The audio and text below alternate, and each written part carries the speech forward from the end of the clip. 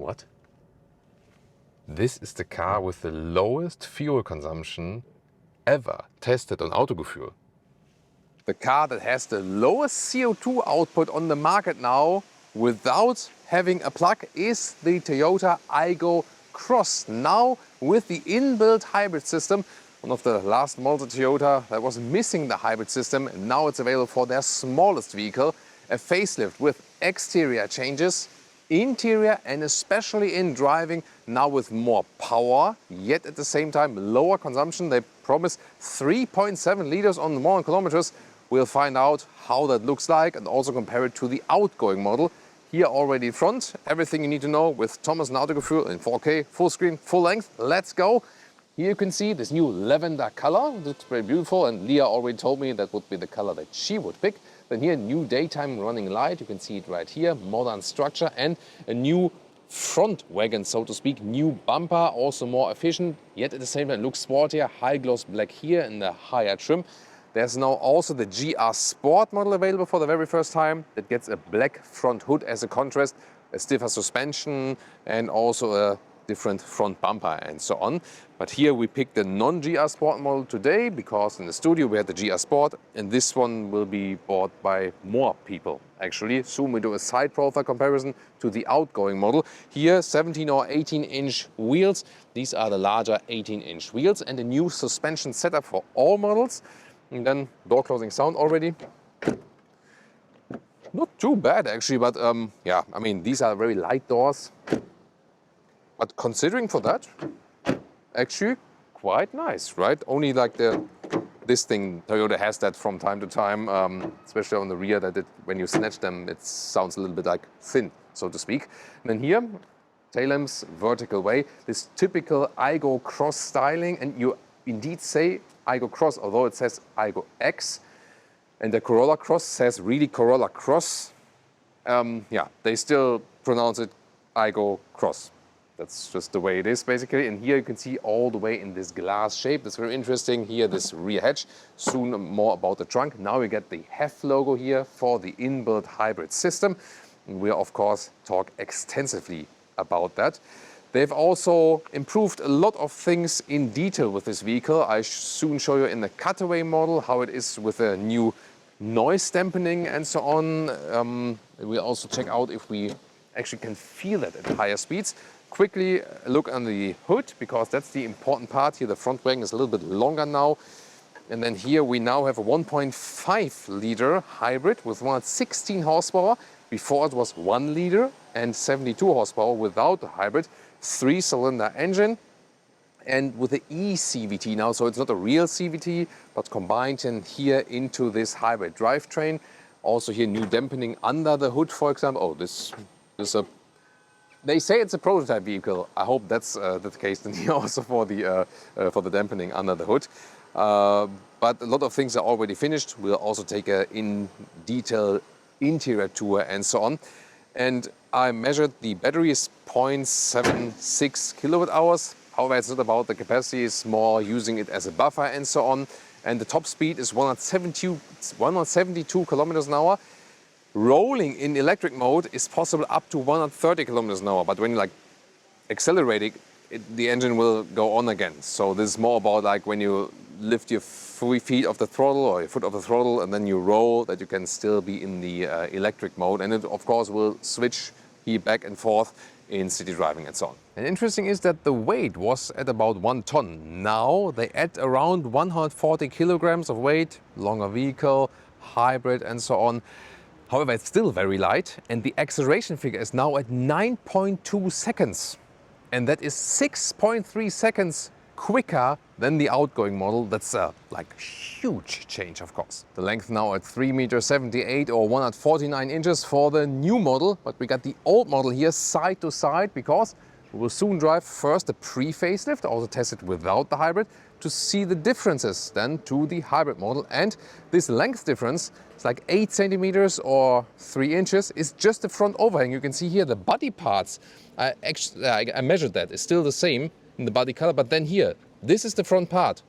So you see here, this is where it is wider now, this 8 centimeters or 3 inches exactly in this part here in the front. is interesting, right? But I think overall, it looks visually better with the increased overhang, or what do you think? And here we have the new GR Sport version. Was not available before for the Aygo Cross, here with the black hood. So the only way you cannot get it two color, it would be when you have like a black exterior. Other than that, it's always the black hood. You cannot deselect it or something. And it also has this more aggressive front here with the honeycomb style front grille, sporty look with the GR badge, the different lower bumper. Also in the side profile, well, what can tell you, like contrast, and also that this one here gets a stiffer suspension. And this is here the soft top roof. It's not connected to the GR Sport. It's an option also for the non-GR Sport models, but this one happens to have one. And you can see here fabric on the outside, and from the inside I can open it. There we go, there's a button on top. And this is actually a pretty cool feature. I love that. You know, I'm a convertible lover. And there we go, it opens quite wide. And I mean, yeah, you don't have like 100% convertible, but let's say as good as it gets. And the GR Sport, already a short preview on the interior, gets here microfiber seats. So it's microfiber on the interior and a special new leatherette on the exterior. And you'll soon see the difference then to the non-GR Sport interior. And here in the cutaway model, we can see in depth what have they done, all the improvements, and also the new high voltage battery, 0.76 kilowatt hours. I calculated that from the data. Here is underneath the rear bench. And the thing is that here the hip point stayed the same. So they say that you have the same headroom then because the hip point is the same. But here in the front, the inclination has changed. So before it was like, let's say like this, and due to the battery, now it went up like this. Toyota says that you have more support than under the legs, so that would even be a positive thing. So, but yeah, very interesting to see it then in this cutaway model.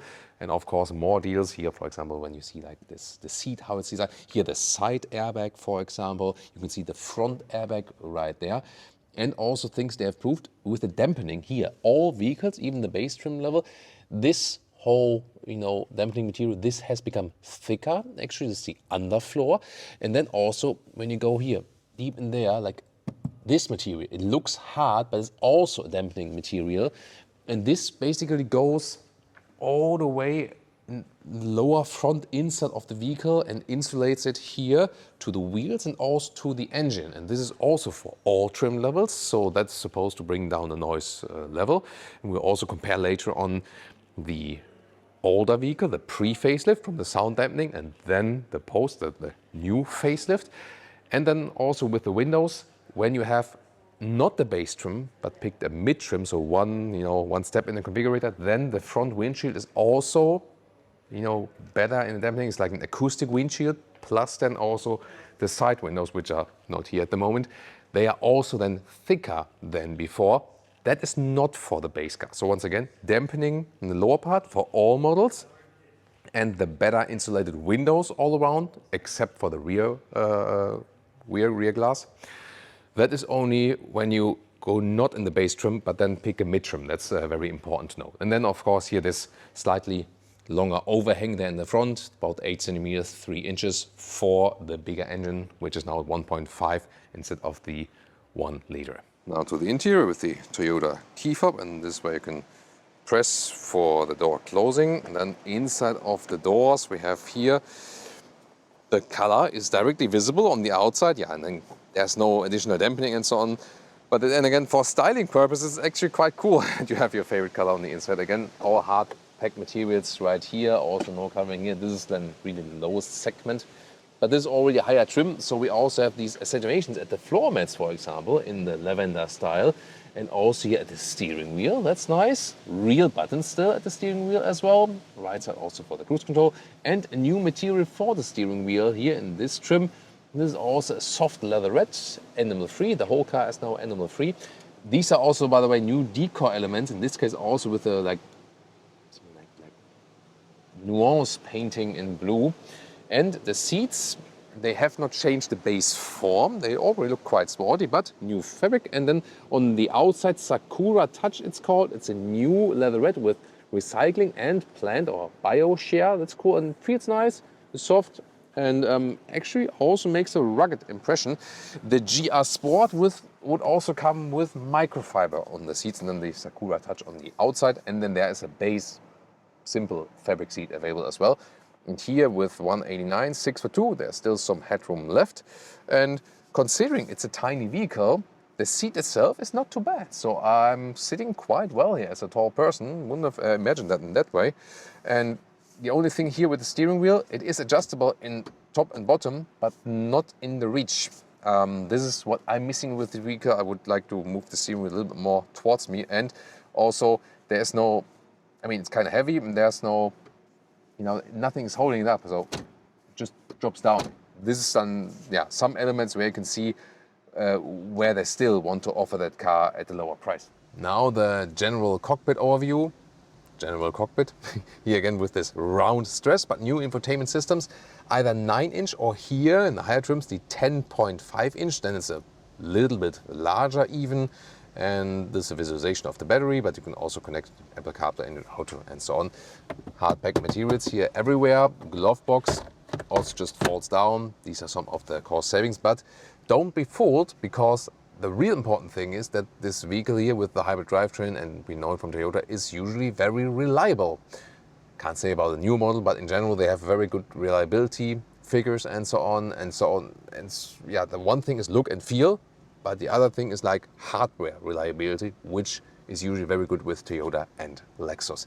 Then here again, the steering wheel from this perspective, as I said, this is a very nice material now. Also here, a high-grade leather red on the shifting stick. So for this eCVT, automatic gearbox, now standard always, drive mode, B mode also for more engine brake. Inductive charging pad, which is not ventilated though. 2 USB-C chargers now, that's new. Also better than for quicker recharging. Then real buttons for the heated seats, and they also stay in place. So when you restart the vehicle, it's still in the same place. 12-volt power supply. Also a new climate unit here in the lower part. So this has been redesigned. It had manual dials also before, but this is a little bit modernized, so to speak. Easy to reach that. They're placed kind of low, but still, since you can feel that, you can still look forward and change the temperature intuitively. I really like that. And you also still have a manual volume knob here, for example. In the middle part you can switch the driving mode or predominantly here for the EV mode, but yeah, in most cases you won't use it that much probably. Couples are not adaptive.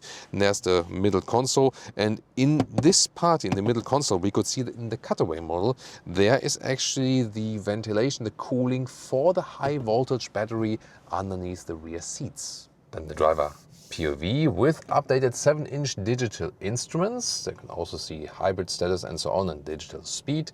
Right side for the fuel status, and here for the infotainment now I've put on the Apple CarPlay. It's really large integration for that. Yeah, that's pretty cool. And the car menu itself, actually, I would always put it like this. This is the dark mode. I think it just looks cooler because the bright mode kind of looks a little bit cheap, so to speak. The dark mode blends more with the vehicle. And Leah tends to discover the features for you where you can turn off the speed chime, this EU law beeping, overspeeding by 1 kilometer, yeah, blah, blah, blah. And now introduced here for the first new Toyota model. It's right there. That's cool, right? That's cool. Easy solution, and also more new Toyota models will get that. Now to the rear seats, and I see all the comments incoming, marking the time code Thomas in the rear seats, because now you can finally once again have fun at my expense. Very soon, maybe start at the inside of the door. Yeah, this is the typical thing here, no playing on the inside. This the door is the door. Yet again, the positive thing about it is that you have the same body color exactly on the interior as well. You can take it also like this. All hard pack materials. This is of course then more for the cost savings. And this one is the famous Ausstellfenster. Listen and repeat. Ausstellfenster. This is the window that doesn't go down, but that goes out. The German lesson for today. And it's always... No, pull it, yeah. Yeah, there we go. That's it, yeah. I wasn't hard enough with the vehicle. This window in the mid-trim is supposed to be also thicker. As I said, it's maybe minimal, like how much thicker it is now, but but this was definitely also a part.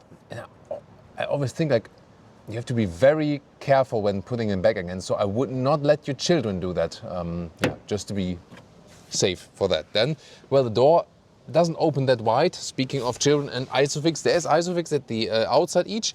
Then also the new materials here, the new fabric, and also this Sakura Touch, this new biotech and plant-based leatherette here on the outside. So it has bio and recycling share, as I said.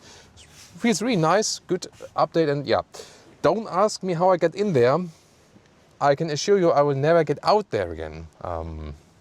What about the driving part then? Well, yeah, you see, I mean, it's a tiny vehicle. It's not meant for tall L's in the rear. I'm just doing that again for your amusement. Headroom-wise, maybe like very closely, but yeah, just that you get like an understanding of how much space or not space there is. But again, the wheelbase has not been increased. It's the same, and that's why also same legroom here. However, as I said initially here, the inclination of the bench is higher here now because of the hybrid battery. And yeah, I mean, this is actually not such a bad thing. I think that's okay because, you know, it maybe takes a little bit weight off, you know, here. And so, yeah, but that's not the main problem. Now about the trunk or the boot, which is at 230 liters. You can see the trolley also fits in like this. And then we have this rather loose covering here. Yeah, and that is pro and con. So on the one hand, you see like it's wobbly and so on, but then again, it also adapts to the stuff underneath. So yeah, this is pro and con, and you can also easily remove that. The width is about 1 meter or 40 inches, a little bit less than that. The maximum height here, about 29 inches or 73 centimeters, and the normal length is about like 50 centimeters or 20 inches. And here, these are interesting, these lashes that protect the back of the seats, because when I want to fold the seats, I can put these and then back like this here, and then these are a little bit protected here. And I put the passenger seat in the front, so I can put this one down here. When I drive, like I'm driving at the moment, I cannot fold the seat really down. And to my driver's seat, this would be a total length of about 43 inches or 1 meters and 10. And it can really very well see like what's the maximum capacity. I can also, this is taking a while, yeah? Yeah, I know, that's all for your amusement. Okay, I made it without swearing.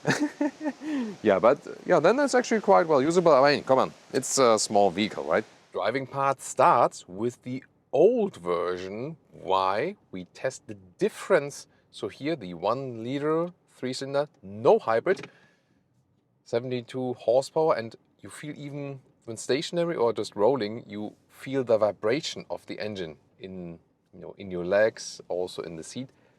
Leah just told me, however, I mean, it's not like a feature, it's more like a necessity or like a side effect. But Leah actually said, you think that's cool, like calming? Yeah.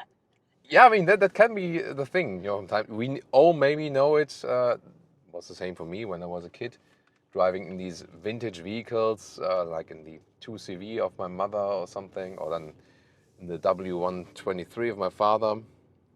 My mother, of course, also used them later on to be safer, you know, for the small kids in the back. The vibration of the old engines made kids fall asleep. That's totally a thing. So you can also argue it as a pro. Here, 15.5 seconds in the acceleration figure, 0 to 100 kilometers an hour with the old version. That's, of course, really, really slow. And this will be a massive difference. We will soon start the acceleration here with the old model to give you then the direct feeling of how large the difference really is. And also maybe other facelift things we notice. This one was available with the manual, or we're driving it here with the optional CVT, automatic transmission. The hybrid has this e-CVT. It's not a direct CVT, but like the hybrid concept of Toyota. That's why they call it e-CVT. It's not literally a CVT, but this one here is. And let's just scroll to the digital speedometer that you can see the speed actually. So this one will overtake us. and we wait until the road is even, and then we can do interesting acceleration. Let's do it. Let's see. I can think go to like 10 or 20 or something like that. So here from like 20 to 70. Let's go. Yeah. Woo! That's it. Yeah, that's and you know that Leah's mom, she drives like an Aygo Cross. Actually, exactly. This one, almost, this yeah. color, yeah. Not the convertible though, No, right? no, Yeah, that's no. but everything else is basically And manual. Leah's mom's car. Yeah. She has a manual because she said I don't need a manual, and now she's always like, ah, damn, I have a manual. Best greetings to her as well. Yeah, and that's also a fun experience for Leah because she has also like been on the passenger seat from when her mom was driving, for example, as well. But definitely this is really slow when getting on the German Autobahn, and that's sometimes a problem, for example, when there's maybe a truck on the road or something like that. Yeah. She said it to me, it's scary sometimes, yeah. Leah says that her mom confirms that it's sometimes nowadays really scary that it's too slow when getting onto the motorway. Not sure how it is in other countries, you can comment that in our comment section, but especially in Germany, you sometimes need to quickly enter the motorway. That's just it. And you also heard it like when I feels a little aggravated, like it's struggling,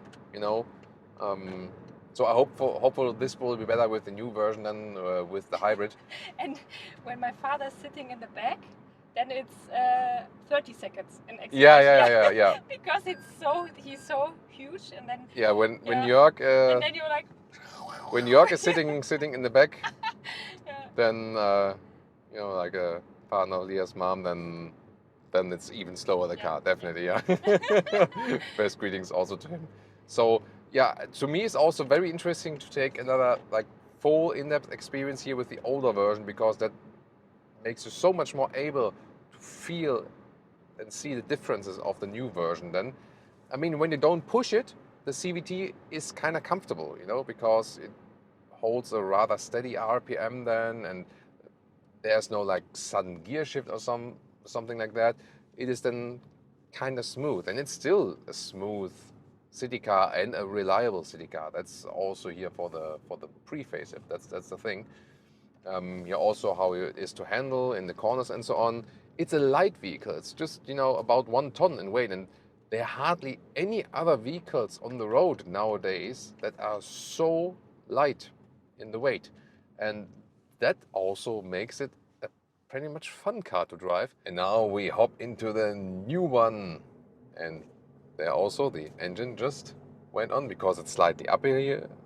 Before that was in the EV mode, and it really goes back and forth. So here when I'm slightly off the throttle, in most situations go back to the EV mode, but sometimes not. Yeah, but you just let the car do its thing basically. And we can also go here to the, let's see, there it is, the power mode. And we did the same acceleration here with the outgoing model, and let's see how we can do that. Let the cars overtake there. So, and then we went here from 20 to 70, I think. Let's go in the power mode with the new model. Let's go.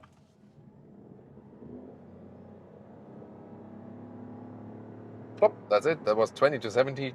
Yeah, that's a massive difference. And the engine didn't feel that annoyed, that stressed, right? So we have, of course, the combustion engine and also the electric motor then, and it's way more silent, definitely. Even when it's not in the EV mode, it's more silent. And also go back to the normal eco mode. Start the EV mode was on again. Now the engine is on again, so really switches back and forth. It's indeed more relaxing to drive with this engine. You have more power reserves when you have this situation. Yeah, you suddenly need to get on the motorway, maybe in front of a truck or something like that. Also feels more high class with this new steering wheel material. That is, to me, that makes a lot of difference in driving. I have to say, it really feels more premium. This is what you're holding on to the whole time. So At least in the high trim model here, we got that, and that's a good feeling to have. Still very agile, it still feels light. Yes, it's 140 kilograms heavier now due to the hybrid system, but it still feels like a very light car to handle. And that's of course still a good thing. And we'll also keep you updated with more consumption test data from the previous model and also the new model here with the hybrid very soon. We'll also now head to the German Autobahn, see more about acceleration and also about the noise installation, especially at higher speeds. You know that in the initial driving part with the outgoing model, we weren't that excited about the noise level, so to speak. We're here at 80 kilometers an hour, like 50 miles an hour. Could already be better, right? Yeah, I think it is already sure, better, yeah. It's better. Yeah. So with the insulation and so on here, of course all windows are up. There we go. Oh, nice handling in the corner here. It's actually fun to drive. That's what I like, you know. Yeah. Yeah. Good. Really, is it? Interesting point from Leah that she feels as a passenger even. I mean, I even didn't feel it, but she said it's more stable on the road. And they did the suspension rework, and the center of gravity is 4 centimeters lower than before. Maybe And that's the thing. Yeah. that might be something that Leah is feeling. Very, very interesting. Yeah, well, obviously something, because Leah sometimes said when she was driving with her mom, she felt a little bit afraid in this vehicle. And it was not only about her mom, you know. Also maybe about because the car is like, it's small, it's loud, and maybe it's shaking and so on. But here now, more elaborated, more settled on the road, lower center of gravity, more silent from the noise deadening, and this really lifts the car together, of course, with the power output. Here now, for example, I'm in the EV mode. Not sure if you can see it on that camera, but that's why I'm telling you always. And now the engine went on, but still, I hardly hear it. I can just see that the engine is on. That you can really hear it is more at lower speeds because of the new noise deadening also from the cabin to the engine. That's why you don't notice it that much. That's of course, again, a good thing. It will still not be the most silent vehicle, that's for sure, not in that price segment, but you feel that there is a step forward. But the main difference, of course, about the acceleration and that you have the more refined hybrid drivetrain than here now. Let's see if we can do one more acceleration when the speed limit is lifted here then. And now some quicker driving, 90 to 120. Let's go. Still something coming. But that's it. That was 90 to 120 kilometers an hour. And even in these areas, there's still acceleration possible. And this is a huge difference to the outgoing model because especially when you were already at speed, there was hardly anything you could still do. And then here at, let's see, noise at 100 kilometers an hour, that's a huge difference, right? Yeah. And I mean, at 100 kilometers an hour, it was very loud already in the outgoing model. Let's see, 120. Yeah, I think the weakest point is not anymore the rear window, but maybe like the transition here. There's like a slight wind noise, but it's definitely way better than in the outgoing model. And yeah, indeed, the rear window must have been a little bit thicker now from the glass because that's not the loudest point anymore. So very interesting. So we have better noise insulation, way more power from that engine, more elaborated materials here, especially in the higher trim. So it lifts the car up, definitely. Yeah, you will still have like more when you go like for Yaris or Corolla and so on. But still, it's good what they could get out of this vehicle here with this facelift here already. And now some city driving. This is of course maybe even more important for this vehicle here. And at these lower speeds, we are also on the motorway now. So we have some battery in as well. Also check the different statistics here. Yeah, we're in the EV mode now, as you can maybe hear, and this of course accounts even more for this more silent atmosphere in this vehicle, and especially if you have this stop and go stuff. Next traffic light, then you can regain some energy into the battery, and you are already in the EV mode before you come to the stop at the traffic light, you know. And that's why also all the Uber drivers and taxi drivers are using the Corolla Estates. Is it the, or is it I think Corolla Estates it is, right? Yeah. This hybrid drivetrain also totally makes sense for taxi driving and so on. Also keeping the consumption low at the moment, also like low emission in the city. That's of course also another aspect, and still in the EV mode. And I'm wondering, like, here in the city we won't exceed 2 high speeds, but yeah, now for example the engine went on because I was slightly more on the throttle, going now towards 50 kilometers an hour. Now this car in front of us is taking a left turn, EV mode on again, and then we can enjoy the silent atmosphere. You also learn to drive with the system a little bit more, so you're maybe a little bit smoother on the throttle, and then you can get even better consumptions here with this system. And it's really a likable car to drive in the city. Small, fits in every small gap and so on.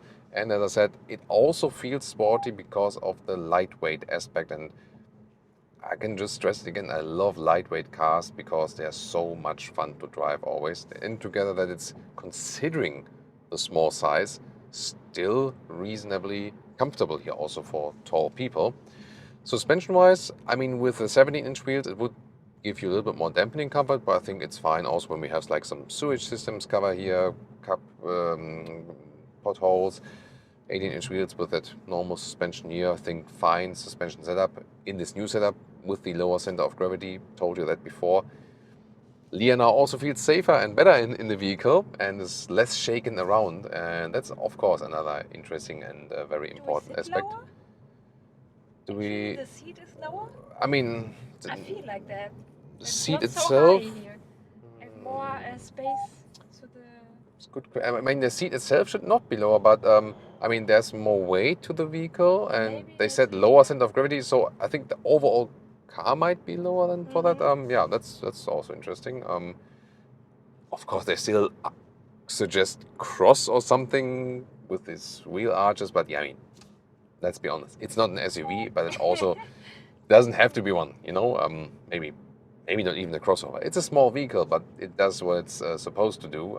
That's driving very well and smooth here in the city, even more so now with the hybrid drivetrain. And since it is a city vehicle, I think this hybrid drivetrain combination fits especially well. And indeed, as I said initially as a small spoiler, this is really the lowest fuel consumption ever we had for a car here at Autogo Fuel. Of course, not a plug-in hybrid or something, because that's not realistic, but for a vehicle with a combustion engine, in this case then here an inbuilt hybrid. And we were scoring now 3.4 liters on 100 kilometers. That's 70 mpg US, more than 80 mpg UK. That's crazy. And that was a mix of motorway 120, motorway 100, motorway 80, countryside road 70, city 50, but city traffic 30 and so on. So a good realistic mix indeed, and this is crazy. And here when you drive it in the city with stop and go, and you have it, you know, maybe at a traffic light, it stays in EV mode and so on, you're rolling then again in EV mode, then you can play out the advantages here also of the hybrid drivetrain. I also did test pre-facelift and now this one at steady 100 kilometers an hour, 60 miles an hour, or steady 120 kilometers an hour, 70 miles an hour. There the consumption difference is actually not that present. It was at 100, it was about like 4 liters on 1 kilometers, both for the old and the new one. And at 120, 70 miles an hour, it was like 5 liters for the old and also for the new one. So the big advantage of the hybrid drivetrain is, of course, when you have more topography changes, uphill, downhill, recuperation, and city stop and go traffic and so on. It's not the biggest advantage steady on the motorway, but maybe at even higher speeds because of the higher displacement and so on. But the big advantage is really for the mixed use case, and this is incredible low fuel consumption. We don't have the price for this vehicle here with the update yet. There will be an extra price for the hybrid. We have to see then in the coming weeks when this vehicle will be starting in the sales and so on, and also available at the dealers. Then we can see about the final prices. Don't have it at the day of the shooting, but I'm also keeping you updated with that then on or at a later stage. Very interesting here with this Aygo Cross today. And if you're interested, tell me more in the comments, your feedback, and if you're interested, check out more reviews here from Toyota.